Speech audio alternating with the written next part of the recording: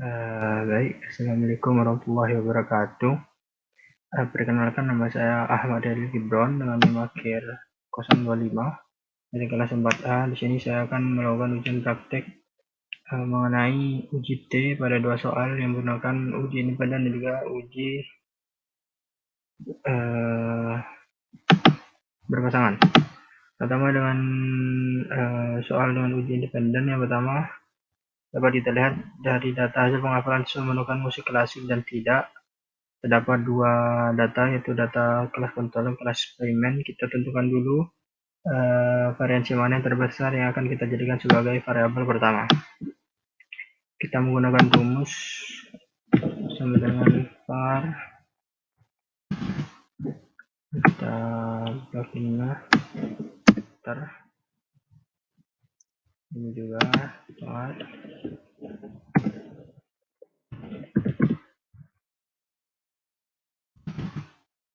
kita blok. Nah, dapat dilihat bahwa variansi kelas kontrol ini memiliki nilai yang lebih besar daripada variansi kelas eksperimen, di mana nantinya variansi kelas kontrol ini akan kita jadikan sebagai variabel pertama atau pembilang, dan variansi eksperimen ini akan dijadikan sebagai variabel kedua atau penyebut.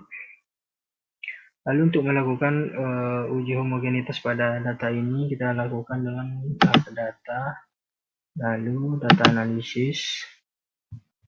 Kita cari f-test to sample experience for variance. Klik OK. Nah, seperti yang bilang tadi, variabel pertama ini kita isi dengan variansi yang lebih besar, yaitu variabel kontrolnya. Nah, variabel kedua kita isi dengan yang terkecil. Selesai. Output range-nya kita taruh di sini aja. Oke. Kita perbaiki dulu.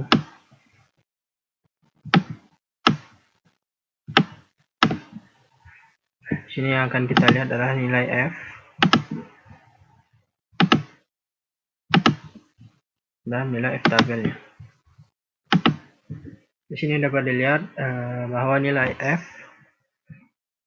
berada jauh lebih kecil daripada nilai F tabel, yang mana ini sesuai dengan pernyataan yang pertama, yang mana jika F lebih kecil daripada F tabel, maka nilai H0-nya diterima, yang berarti data ini bersifat homogen. Dan juga dapat kita lihat dari nilai P-nya, apabila nilai P-nya ini lebih besar daripada 0,05 sesuai dengan taraf kepercayaan yang sudah kita gunakan, maka data yang kita gunakan juga bersifat homogen. Dan selanjutnya kita melakukan menguji hipotesisnya dengan menggunakan uji independen.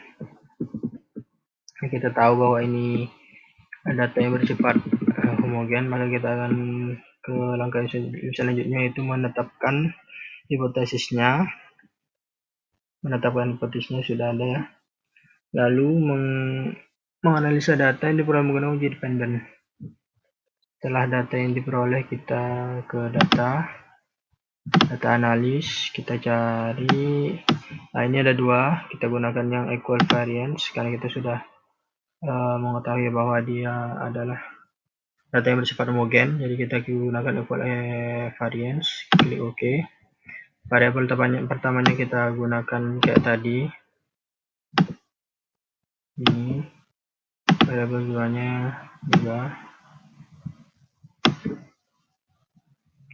Output range kita taruh sini aja.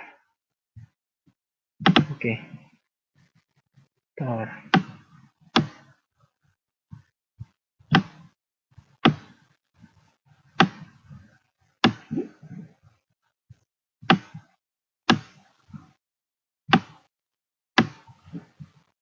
Nah, bisa. Angka yang tercatat adalah angka ininya. Ini yang mana itu F tabel dan juga F hitungnya yang ini.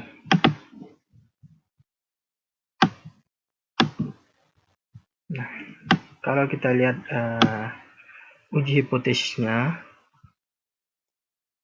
nilai F tabelnya ini sama dengan 2 dan juga min 2. Sementara untuk nilai F hitungnya ini adalah min 2,6. Nah, bisa dilihat jelas bahwa nilai F hitungnya ini berada di bawah F hitung, yaitu min 2 dan juga 2. Yang menandakan ini pernyataan ini sesuai dengan pernyataan yang kedua. Yang mana jika min T tabel lebih besar dari T hitung dan T hitung lebih kecil dari T tabel, maka H0 ditolak dan H1 diterima. Kita juga bisa melihat dari nilai P-nya dengan membandingkannya dengan nilai taraf kepercayaan yang telah kita gunakan 0,011, yang mana ini sangat jauh dari nilai taraf signifikan yang kita gunakan, yaitu 0,05. Yang mana itu menunjukkan H0 ditolak dan H1 diterima. Yang mana kesimpulan yang dapat kita berikan adalah adanya perbedaan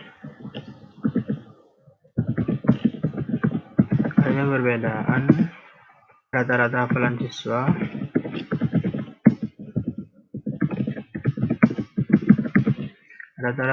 menggunakan musik klasik dan tidak.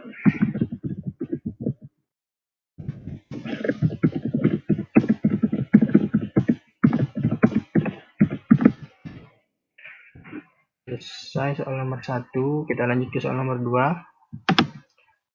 Yang soal yang ini lebih mudah karena hanya menggunakan uji berpasangan tanpa melakukan uji homogenitas. Jadi kita langsung aja pindahkan kameranya dulu. Nah, di sini sudah ada datanya, data perites dan postes. Kita mencari data hasil perites dan postes guru pendidikan IPA. Kita mencari apakah ada perbedaan dari rata-rata nilai perites dan postesnya. Kita langsung aja ke data. Data analis, lalu kita cari yang ini, pretest variable to sample for means, ketik OK. Variabel utamanya kita isi pretestnya, yang keduanya kita isi postesnya. Output range kita taruh sampingnya. Samping. Kita lihat.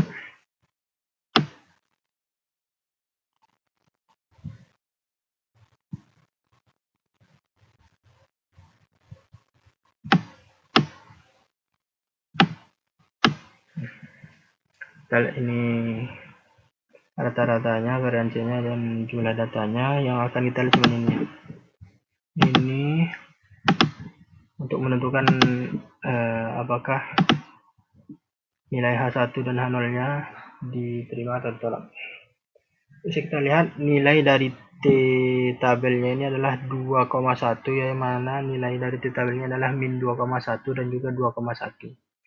Dan nilai dari tabel hitungnya T hitungnya ini adalah min 5,7, yang mana ini jauh sekali dari nilai dari T tabel, yang mana ini pernyataan ini sesuai dengan pernyataan yang kedua, yang mana min T tabel lebih besar daripada T hitung dan lebih kecil daripada T tabel, maka H0 ini ditolak dan H1-nya diterima. Dan kita bisa mengujinya dengan melihat taraf signifikannya, yang kita gunakan adalah 0,05% dengan nilai P-nya.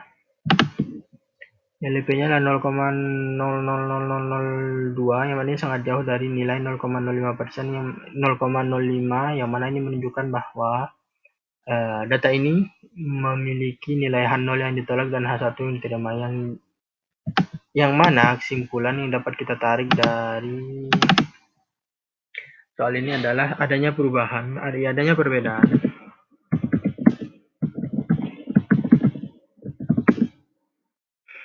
Rata-rata nilai rata-rata pada pretest dan posttest guru baru. Judul saya lupa. Guru baru pendidikan IPA.